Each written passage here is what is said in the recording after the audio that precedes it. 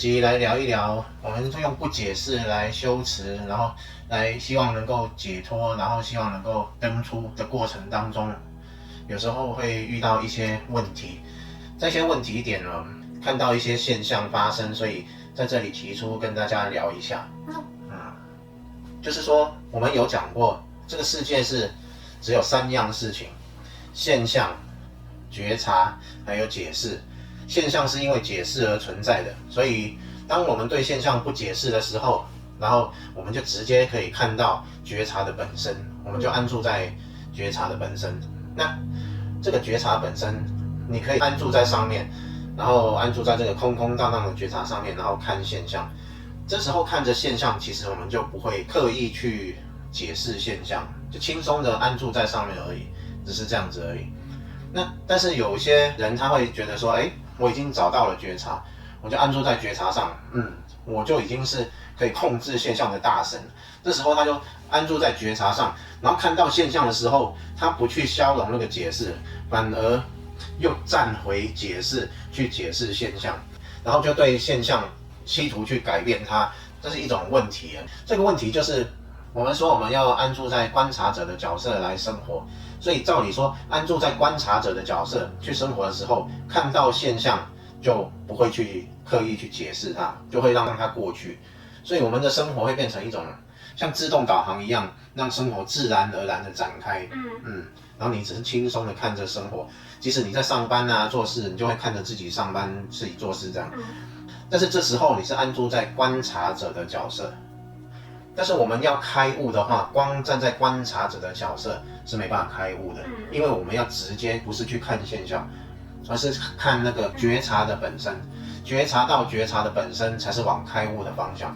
所以这时候照理说，你是会常常处于空空荡荡的觉察，根本不会有想法。所以你刚刚说到，站在观察者的角度，那个角色就会自动导航，那不就是，我就是那个觉察是吗？对。我就是那个觉察的本身，但是那个角色他还是可能会说话啊，会玩啊，会动啊，会跳舞啊，但是都跟我没关。对，没错。然后你看着这一切发生，这样子就有点像看电影一样。那你是看电影的那个人，那电影还在那边播，就是这样。那不就角色做什么其实都没关系？这个分成2个部分来谈。我们先让自己习惯站在观察者的角度，我们就能看到自己的信念跑起来。那这时候我们要去显化，或者去改变自己的生活就比较容易，这是一种方向。而且你常常站在观察者的角色，你已经站稳这个地方了，你要回来看着觉察就比较容易。所以我们要常常站在观察者的角度来生活。但这个是对于一般不是求解脱的人来说的。登出开悟前，真正正入登出开悟前的人，对，他可以就像有点像泡个脚这样，但是不是整个泡进去水里，就试试看啊，泡个手啊，泡个脚啊，试试水温啊这样，但是不是真的登出开悟。对，所以观察者不是真的登出开悟，他只是登出开悟前你可以体会，看看，就是观察者。没错，所以最近发生的一些现象，我看到一些现象，就是有人觉得找到了他的觉察，然后就什么事都没有了，然后就可以在生活里面怎么玩都没关系啊，然后玩什么都没关系。这个是以一个玩家的角度来生活的一个指标，但是它不是追求登出解脱的一个方向，要搞得分得很清楚。所以真的是要解脱，要从故事里面解脱出来，要开悟的话，方向就不是这样。你先找到了这个觉察的位置，那是没有问题的。找到之后，反过来要安住在这个觉察上，去看着觉察的本身，而不是看着现象。你不是去那里大玩特玩，而是你看着觉察的本身。觉察看着觉察本身，这时候什么都没有，你只会空空荡荡的在那里，很安静这样。你不会去玩现象，不会在现象里面大玩特玩，这时候你才会走得越深，才会有来到一个时间，然后就啪掉进去。掉进去之后，你会有一段完全没有信念的一个时期，然后等你回来之后，你才慢慢的又接触到信念，这时候你才会真正安住在很深的这个觉察，然后去消融信念。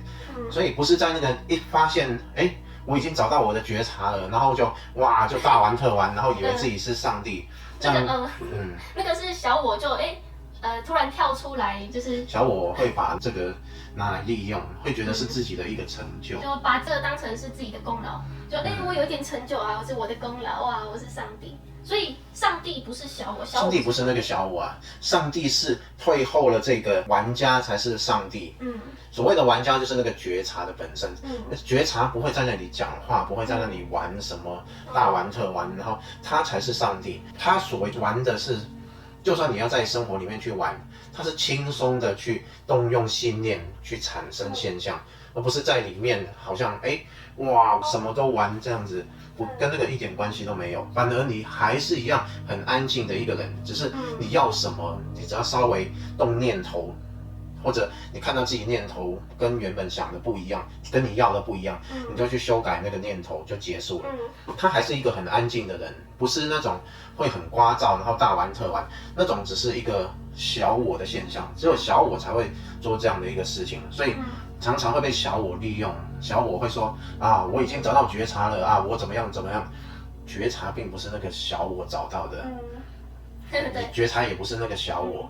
所以当小我说啊，我要去做一些什么来玩，然后玩大玩特玩，然后做什么都没关系的时候，那个讲出这些话来做这些行为的是小我，并不是后面那个觉察，这分得很清楚。那假设小我真的跳出来说做这些，那会有什么影响后果吗？还是其实没什么影响，也不会怎么样，也可以？影响后果有可能没什么影响，也有可能有很大的影响。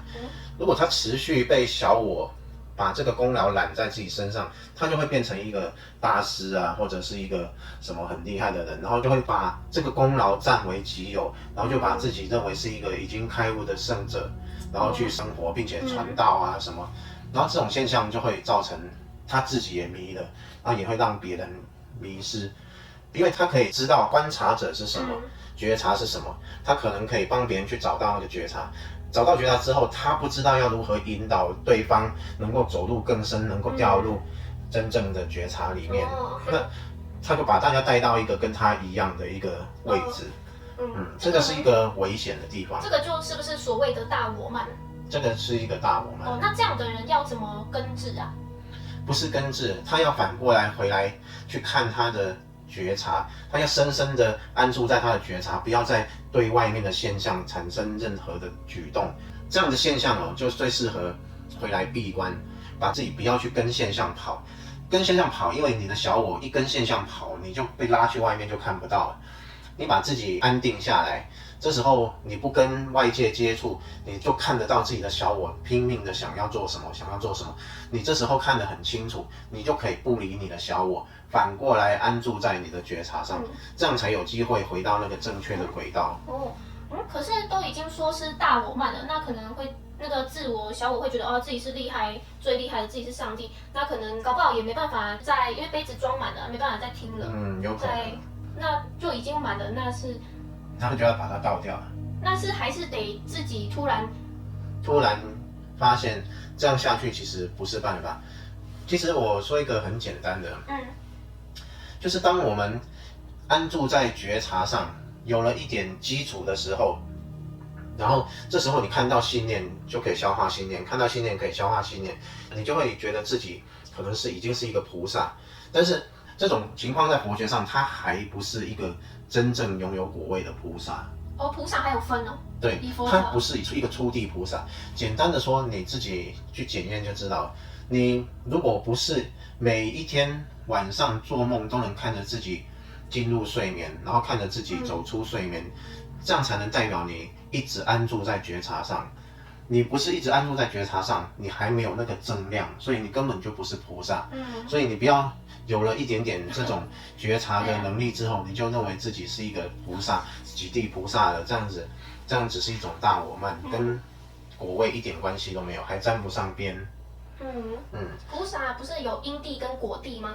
对，所以它可以称为因地上的菩萨。你可以说说什么是因地菩萨吗？当你找到了这个觉察的时候，然后常常安住在觉察上，这时候你就有了一个解脱的因，开悟的因，所以这个叫因地上的菩萨。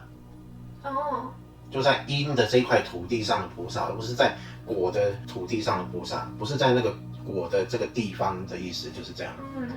那要证得这种果的菩萨，他其实他的行为非常的清楚，他整天只会安住在自己空空荡荡的觉察上，他完全不会对外有什么。而且对于菩萨来说，你不是已经到了一个阶段非常稳定之后，你才会出来说法，才会出来指导别人，才会出来做一些帮助别人的事情。在那个之前，别人看到你几乎就是吃饭的时候吃饭，睡觉的时候睡觉，然后什么都不说的一个人，大部分是这样子，不太会去做很多事情。你还没有稳定，还没有到拥有果位的这个状态。是不是很多真正有证悟、有果位的那种菩萨啊，是不是开悟后，然后可能悟后起修嘛，修个10-20年、20-30年这样子，然后才出来度人，是这样吗？的确是可能是这样子，因为悟后才开始起修，怎么可能是你一悟了，然后马上你就哇，好像大神一样，不会有这样的行为的。搞不好会不会这也是一个过程？就悟了，那个小我就马上跑出来很多个。不会呢。你悟的时候，小我根本就不在，然后你又回来看着小我的时候，你会发现小我薄薄的，你不会去跟小我认同，所以那种状况都是还没悟才会有这种情形。不是有一句话叫放下屠刀立地成佛吗？就意思是，其实不管怎样的人都可以得到解脱成佛这样子。那如果有那种很自我很强的人，那他被开悟吞没过后，不会小我自我又跑回来吗？不会，那是还没被吞没过。这种状况都是还没被吞没过才会这样子。还没被吞没过。他只是找到了他的觉察而已，他还没有真正掉进去，连吞没都还没吞没过。因为吞没过，他整个会是一个空的状态，然后他回来，他的小我是跟他是有点距离的。这时候他会看着他小我，然后去日常的生活，但是他不会去跟随这个小我。可是所以不会有那种才刚被吞没，然后很快他又自己出去渡人吗？出去渡人一下就会掉回来。这个就是所谓的退转。对啊，没错。那这又是什么情况？是被吞没的不够深吗？还是自我太强了？第一，吞没不够深；第二，可能是自我太强；然后第三，他没有这种知识告诉他说要安住在内在，而不要去往外。所以是佛教有说要有一个上师，是说要有一个上师指导吗？佛教因为讲的大部分是开悟前的东西，比较少去提及说开悟后要怎么生活，所以这些东西必须要有一个老师来教才是正确的。就开悟后的事情是不是也不是对大众公开？也不是对大众说的，所以不太会是一个普传的一个像教科书这样哇，然后开悟后要如何，不会去这样子传，所以这些通常都是一个对一个。因为如果还没有证悟，但是去听开悟后的，如果可能自我太强，或是还时机未到，可能就会误解，是吗？那佛经上都没有说开悟后的吗？佛经上都没有说开悟后的，几乎都没有。几乎没有，都没有。对啊，都是不是真的有证悟的，那才可能1对1个别指导这样。对，没有错。所以是说不可能，绝对不可能，就是刚被开悟吞没过，然后就可以有办法去教别人渡人这样。没有错，因为他自己都还没有稳定，他对于开悟过后要如何生活，自己都还不知道，他如何去渡人。他其实对人的帮助只是很片面的，就是如果有一个人被他引导，然后开悟了，那这时候怎么办？他自己都不知道开悟过后应该如何去生活，他也没办法指导对方，所以他给予对方的帮助是有限的。这种情形就是看到的就是会一直帮对方找觉察，其实觉察是很容易找到的，要帮对方找到觉察并不困难，但问题是在哪个时机点让对方找到觉察才是对对方最好的，这是一个需要去探讨知道的事情。你知道对方的小我，知道他的定位，有时候我们是刻意不让对方去那么快找到他的觉察，先让他把他的小我能够放松一点，然后能够熄灭一点，不要小我那么大。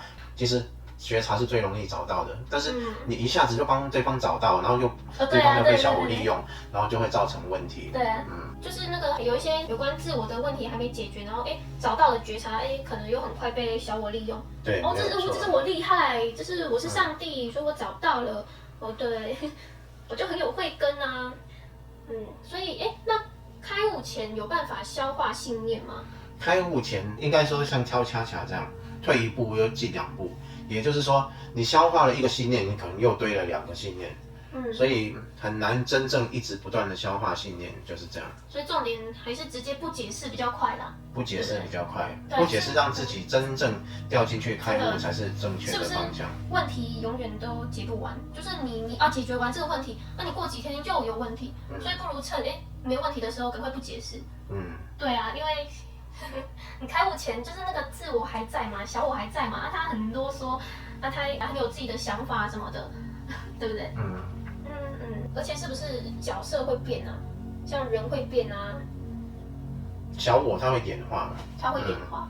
对，它随着各种不同的现象，它会演化，因为它会把各种不同的环境现象，它可以利用的，甚至连它的觉察，它都可以拿来利用，什么都可以利用，所以它会一直转变，一直演化。那有可能，譬如说，有一个人他目前这个阶段，那个自我是比较薄弱的，就是很虚心，然后是真的谦虚，然后虚心学习这样子，那也很常处在不解释，也没有什么要去做的热情啊，什么都没有，就是想要登出。但是有可能，因为他还没登出嘛，还没被开悟吞没，他还在游戏里，会不会可能在过了几个月，他在这段期间还是没有完全彻彻底底的被开悟吞没？那他的自我，他的角色随时间演变，又突然某个原因、某个事件，让他的小我变成一个自我很强大，然后很想要得到别人认同。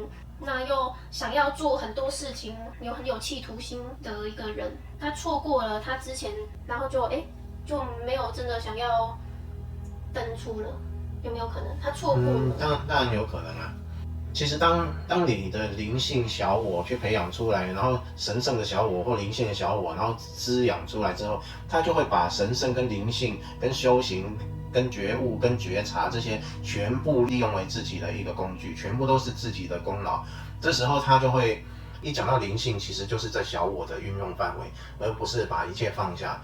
这时候他是完全倒反的，就是本末倒置，就会讲到灵性，讲到帮助别人或讲到什么的时候，他完全就是站在小我去面对世界，就是已经被小我同化了。这些东西原本是要放下的。原本连小我都是要轻松的把它放下来，结果被他抓住了，演化成他的一个工具，就是这样。所以会变成说，他就可能急于要帮助世界、帮助别人，其实那些帮助每一次都是用来证明自己很厉害、很行。就是这样。一切都还是以我们不要面对现象，然后自己登出之后，还是保任在这个空空荡荡的觉察，这才是最正确的。不要急着去面对世界，去面对人群，就是这样。而且那个登出开悟之前，是不是真的每个人都在用自己的滤镜看待别人跟世界？没有错啊，就看到的全都是自己的滤镜吼。对啊，人家开始唱歌，全都是小我。对啊，全都是小我。这样哦，那就是被故事玩了。其实自己被小我控制完了，然后还以为自己走在灵性的道路上。今天这个题目也没有特别的题目，就是提醒一下大家，免得走冤枉路。觉得是不是一切看到的都是自己的滤镜？那些滤镜其实是给自己的一个提醒，是吗？提醒到，然后就反过来安住，而不是提醒到，然后你就攀援。攀援就是外面的现象，你就去抓住它。这叫攀援。这叫攀援。那你要不要举个例？就比如说有人觉得你好棒哦，然后你能不能教我如何找到觉察？然后你就很热心，然后去帮对方找觉察。这个其实你看到的是什么？你看到一个人在那里，然后他叫你帮助，然后你又给予帮助，这整个都是故事性，然后你就觉得帮助完你就觉得很舒服。这整个就是一个外面的现象，然后你相信这是真的，然后你又去做，你就抓住了那个现象，这个就叫攀援。然后做完你就觉得好开心哦，我做了一件帮助别人的事情。那反过来呢？如果它是一种提醒，反过来只是一种提醒，就看到没有人需要帮助，然后他就赶快回来安住在自己的觉察，然后觉察着自己的觉察，而不要看那个有没有人需要帮助这件事情。可是如果这时候眼前一个老太太在过马路啊，她突然跌倒，那这时候不上前去帮他吗？要反过来安住在自己的觉察，就是这个完全两回事啊。刚刚讲的是一个需要攀援，因为你觉得你的修行不错，然后你可以帮助他。老太太这个不一样，老太太跌倒这件事情，你完全不用动用信念的，你就去扶起来，然后走就结束了，就也不会，你也不会因此而有任何的念头。但是如果你因为这样子，你会觉得很开心，那你也中了。很开心也会中哦。对，当然是啊。帮老太太过马路，然后觉得做了一件好事，很开心。对，你攀援。攀援。没错啊。因为谁做了一件好事，那个谁就是你要轻松放下的，你怎么还会去抓住他说，我做了一件好事，你又把我抓得紧紧的，你被那个小我抓住，小我就是会认为说，我做了一些好事，任何事情就是这样，我们如果顺手做完之后，有做跟没有做一模一样，而不是你会认为那是一件事情。所以不能觉得开心吗？当然不能，当然不能啊。那我们都说显化法则，例如说显化法则跟开悟是两回事。你要开悟的人，你就安住在空空荡荡觉察，一切只是你的觉察，没有这种攀援的事情。所以真的要往登出开悟解脱的，就不能开心，不能攀援。不能开心，不能攀援，不是说不能开心，而是你开心是因为那个小我被滋养了，所以你要非常清楚这一点。所以往显化的，在故事里玩，然后但是没有登出正悟的，就可以开心这样。那例如说，这样讲起来很奇怪，好像那个你这样就不可以开心，不是说可以或不可以，你要知道你到底在做什么，你是在攀援还是不是在攀援，你是被小我利用还是不是被小我利用，要看得非常清楚。你只是看着一切发生而已，你看着一切发生，你要的是安住在空空荡荡的觉察，而不是理会那些世间的事。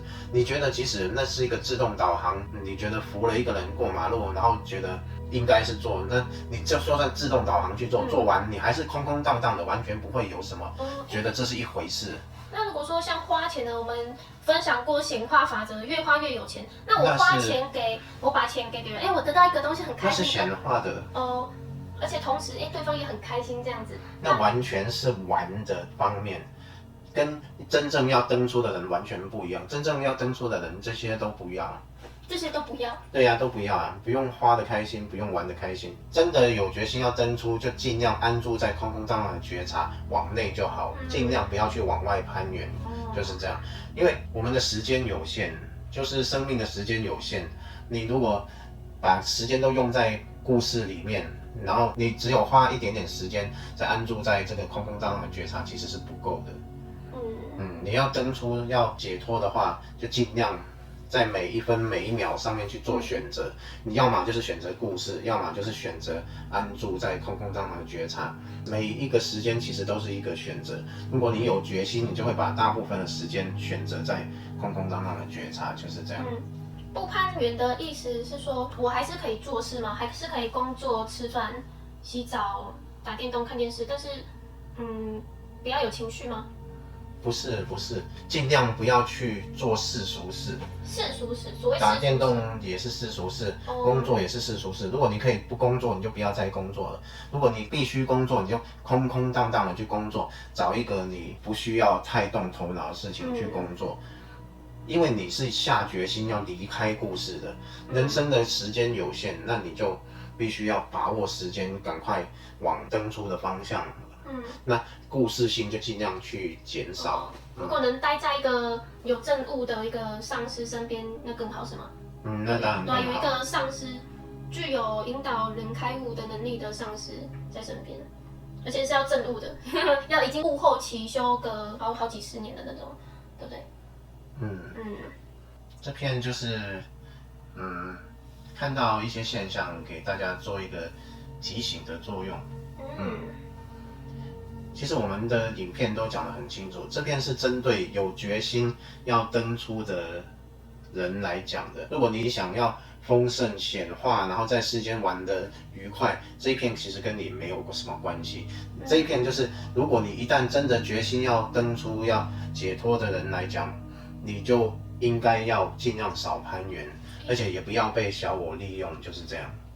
你不是有在之前的影片说过，真正登出开悟之后才是超级玩家，登出开悟之后有2种选择，一种回家，一种以玩家的角度去生活，这就是2种不同的。如果你要回家，还是会空空荡荡，不会去在游戏里面去玩。但是你玩家的时候，你就可以在游戏里面去玩，就是这样。但是那也是先安住在空空荡荡的觉察，掉进去之后，然后稳定了之后，然后才回来玩。那个登出开悟之后，也要悟后起修嘛？那也要是修了20-30年，这样才可以成为一个真正的超级玩家吗？还是被吞没过就可以是？吞没过一段时间稳定，没有那个马上就可以变成超级玩家的，还是要一段时间。要多久时间才会？至少要1-2年。1-2年才会稳定，才会真正稳定。那所以大家都想说，我一开悟，然后沾到一点边了，然后就赶快回来玩啊，怎么样？这些都不稳定，一下就会被故事跟小我吞没。那原本被空空荡荡吞没，结果马上又被现象跟小我吞没了。很多其实只是小悟嘛，墨子说小悟其实不是真的开悟，不是开悟就是小悟。但是可能会不会，很多人想说，小悟就是很有体会了，其实还差得远，还差得远，其实还差得远，小悟而已。对啊。所以你说的超级玩家是有分的，有分的。开悟前的超级玩家跟开悟后的超级玩家差别又是什么？开悟前的超级玩家只能说轻松生活，不能算是超级玩家。那开悟后的超级玩家呢？那就真正能够用控制信念来显化自己一切的生活所接触到的人事物，那才是真正的超级玩家。不过这也是要一段时间稳定之后才可以这么做。要如何稳定，还是要有人去指导，不是自己用想的。就可以百千万亿化身，或甚至一念变出一个世界。而且是不是开悟前的超级玩家是世界是有人的，还是有你我他？是说开悟后的超级玩家就开悟后的超级玩家就是完全是清醒梦，你整个人事物你也非常清醒的知道，那就是只有你一个，没有别人。但是这个不是一个想法，这是正入那个状态。这很多人说啊，世界没有别人，只有自己。正入那个状态是需要一段时间的，不是马上泡到一点水体会，然后就以为就是这样。就是现在就开悟前听到什么，只有自己这个就只是一个想法。那是不是有没有真的正入，那就是一回事。对。那既然说开悟后，那就是像清明梦，那个角色还会去听什么那个善知识的智慧吗？不用啊，因为你已经安住在绝对的觉察去生活，这个才是你的主体跟角色，角色只是你的使用的一个工具而已。那开悟后，悟后起修还需要上师吗？需要上师，你才能知道如何去稳定这个。我讲的是已经稳定下来的。你讲的是稳定，还没稳定之前都需要上师，需要指导的。那稳定之后就再也不需要上师了吗？就不需要，自己就可以修，你自己就可以修了，对啊。原来是这样啊。你看，像那个艾克哈特托勒，他因为没有老师嘛，所以他开悟之后花了10年的时间才把来龙去脉全部搞懂，然后才知道该如何生活，然后才出来帮助别人，所以那个时间很久。如果你有老师的话，像我刚刚说的1-2年的时间，你就非常稳定了。所以就不需要去花那个10年的时间。是说，像那个杰德也是一样啊，他也是开悟之后将近10年之后才把这些转变成智慧，然后才出来讲。所以其实不需要花那么多的时间。不需要花20-30年，可能10年也就够了。也不用10年，其实1-2年就可以很稳定。如果有人指导的话，有上师指导的话，自己如果要稳定，要花10年以上才可以。因为有一些情况他不知道该如何生活。对啊。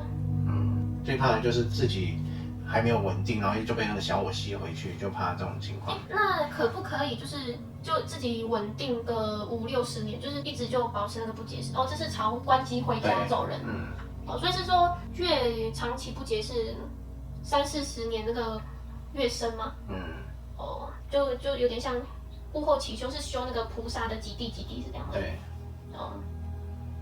但是如果有一个上师在旁边指导，可能进度就会比较快。就可能1-2年内就可能修到7地之类的。那也不容易。